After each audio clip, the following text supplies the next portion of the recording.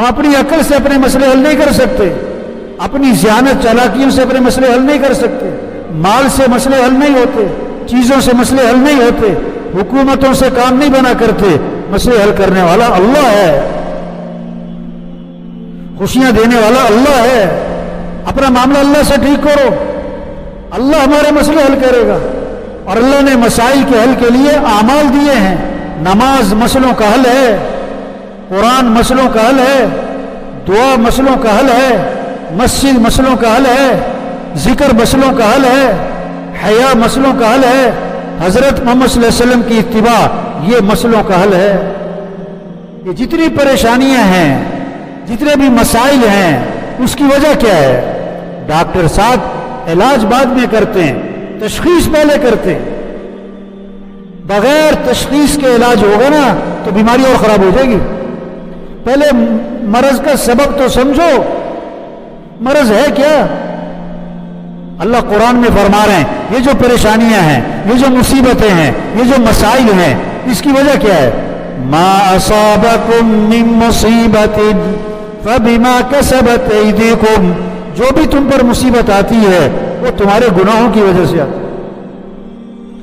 کہیں اللہ نے یہ نہیں فرمایا کہ مال کی کمی سے پریشانیاں آتی ہیں، چیزوں کی کمی سے پریشانیاں آتی ہیں۔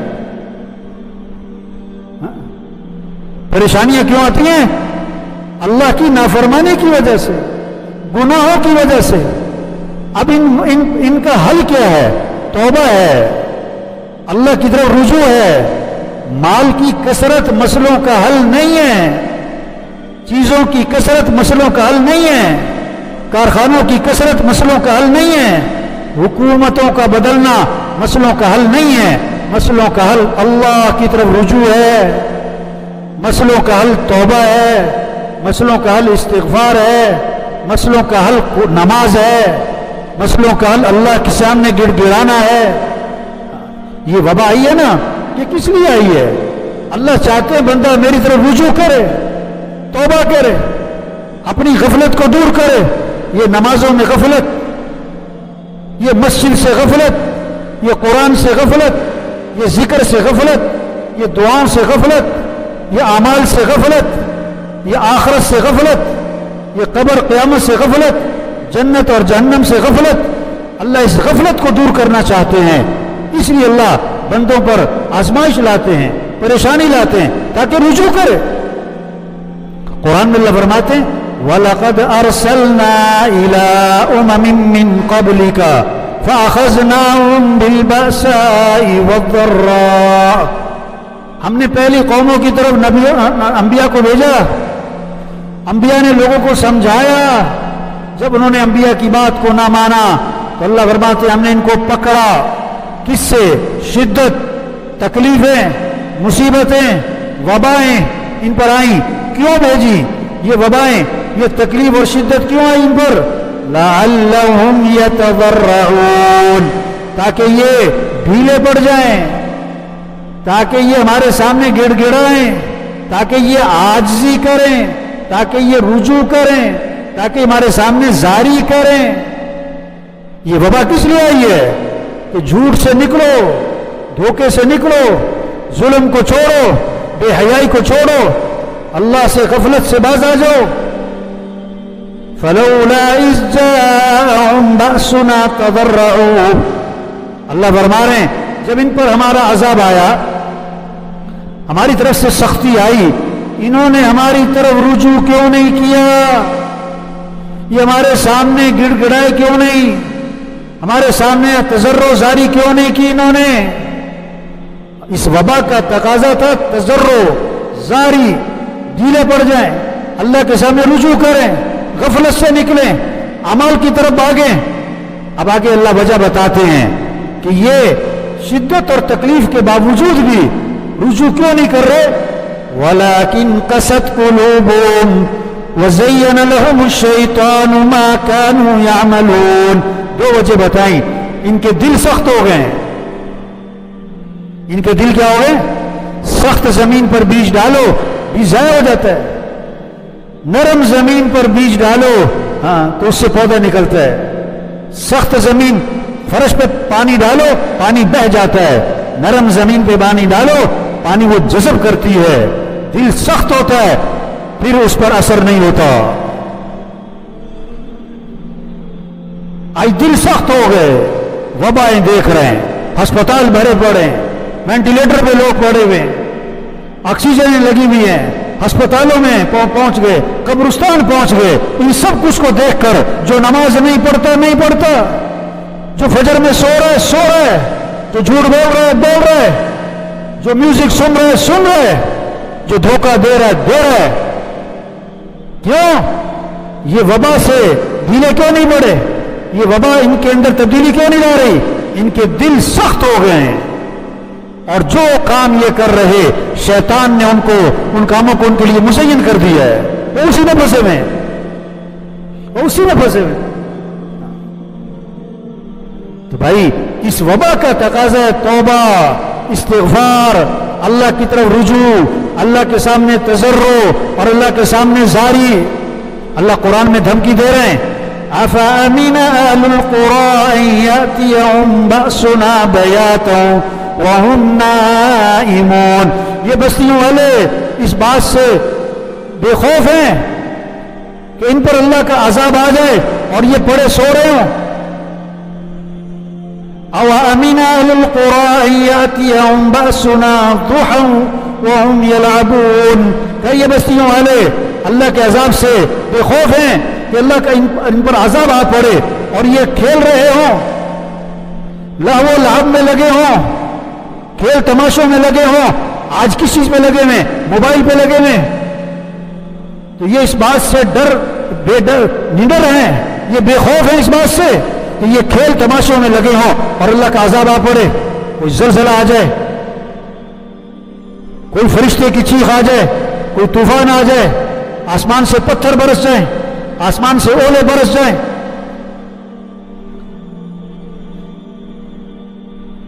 أَفَأَمِنُوا مَكْرَ اللَّهِ، کیا یہ اللہ کی پکڑ سے، یہ اللہ کے داؤں سے، یہ اللہ کی تدبیر سے مطمئن ہیں؟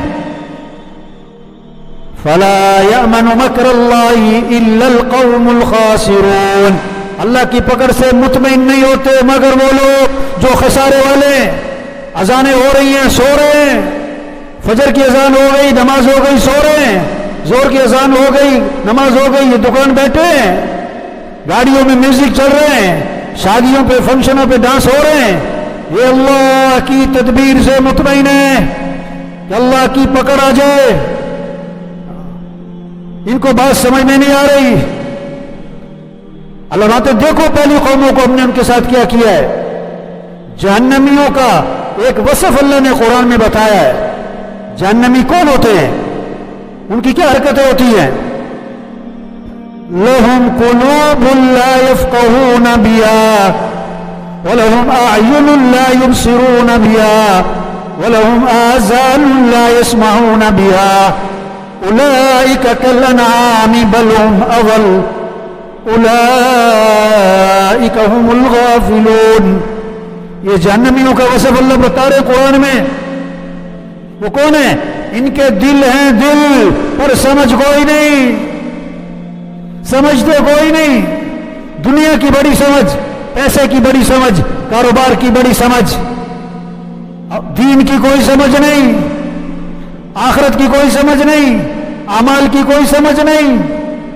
یعلمون ظاہرا من الحیات الدنیا وهم عن الآخرة هم غافلون۔ دنیا کا بڑا علم ہے، دنیا کی بڑی سمجھ ہے اور آخرت سے غافل ہیں، یہ جہنمی ہیں۔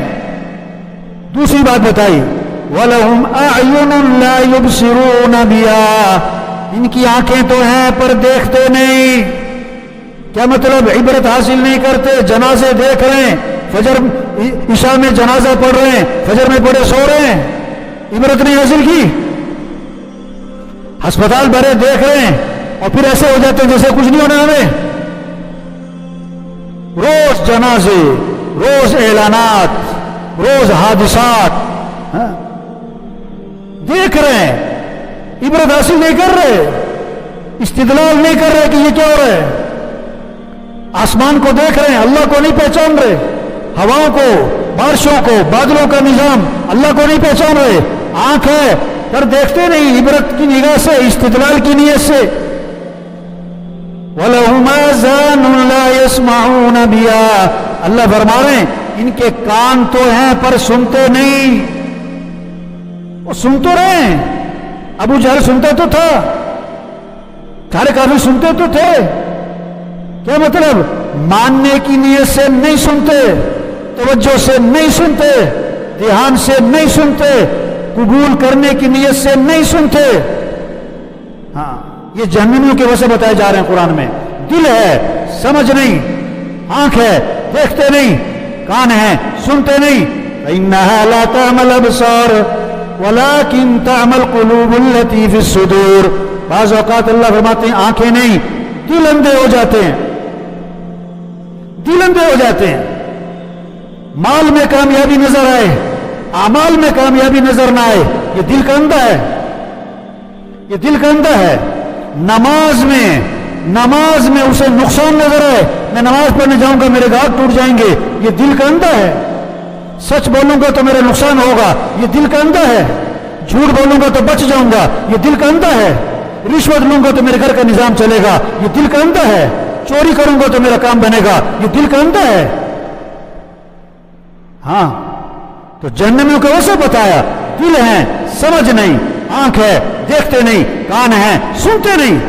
उलाइका कल अनाम, ये जानवर हैं, अल्लाह फरमा रहे हैं जानवर हैं। नहीं नहीं नहीं, बल हुम अवल, ये तो जानवरों से बेहतर है। जानवर को तो अकल कोई नहीं, जानवर को तो मुकल्लफ कोई नहीं, उसके लिए तो जन्नत जहन्नम कोई नहीं। अल्लाह, इसको तो इंसान को तो अकल भी दी थी और फिर नहीं समझता। उलाइका हुमुल गाफिलून, जहन्नमियों का वसफ, जहन्नमी कौन? गाफिल, किससे? अल्लाह से, आखिरत से, मौत से, कब्र से, जन्नत और जहन्नम से, नमाज से, कुरान से, जिक्र से, मस्जिद से गाफिल है। ये जहन्नमियों को वैसे बताया जा रहा है। ये वबा क्या है? ये पैगाम है, होश में आओ, तौबा करो, रुजू करो, झूठ छोड़ो, रिश्वत छोड़ो, जुल्म छोड़ो, बेहयाई छोड़ो, गुनाहों को छोड़ो, नमाज में गफलत छोड़ो। कोरोना इतनी खतरनाक चीज नहीं है, इस कोरोना के होते हुए लोगों का अल्लाह की तरफ रुजू नहीं है, ये खतरनाक चीज है। कोरोना की मौत तो शहादत की मौत, और गफलत की मौत जहन्नम में ले जाने वाली मौत। वो कहता है 7,000 केस निकल आए जी आज जी, अब 1 लाख केस हो गए जी, 2 लाख केस हो गए कोरोना के।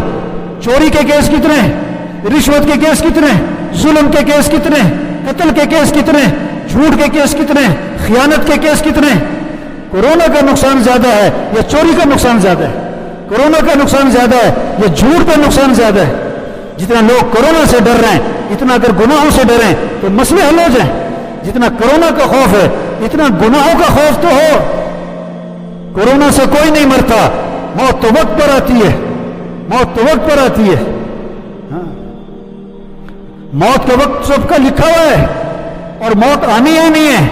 ये नहीं कि कोरोना नहीं होगा तो मरेगा नहीं, ये नहीं कि कोरोना नहीं होगा तो मरेगा नहीं, मरना तो है ही। इसलिए मेरे भाइयों, इस वक्त की जरूरत है तौबा करें, तौबा करवाएं, तौबा करें, तौबा करवाएं। 1000 गुना, लाख गुना, करोड़ गुना। अल्लाह फरमाते आदम के बेटे, अगर तेरे गुना जमीन से उठकर आसमान को जा लगे, इतने गुना करने के बाद तू मेरे से माफी मांगेगा तो अल्लाह फरमाते मैं तेरे सारे गुना माफ कर दूंगा।